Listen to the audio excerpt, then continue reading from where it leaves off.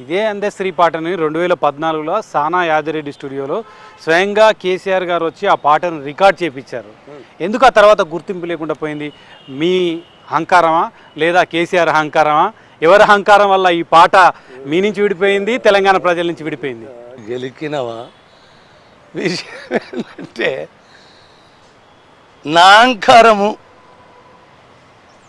కేసీఆర్ అహంకారం అనకూడదు. ఎందుకంటే వాస్తవానికి నా అహంకారమే అనుకుందాం. ఎదటోని మీద ఓ బదనమెత్తేటప్పుడు మన మీద మనం వేసుకుంటే చాలా ఆనందంగా కూడా ఉంటుంది, ఆత్మగౌరవంగా కూడా. అహంకారం ఉన్నది నిజం, నిజము కాదక్కడ. అందశ్రీకి అహంకారం ఉంటుంది అనడానికి వాడుకకు తీసుకొచ్చేసారు. అసలు ధర్మం ఏంటి అంటే ప్రకృతిలో ఒక రిఫ్లెక్స్ అనే ఒక లక్షణం ఉంటుంది.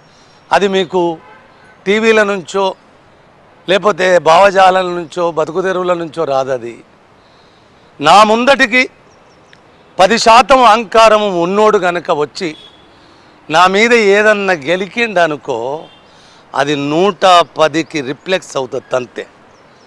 మరి 10ఓడు నా ముందటికి రాకపోతే నాకు అహంకారంతో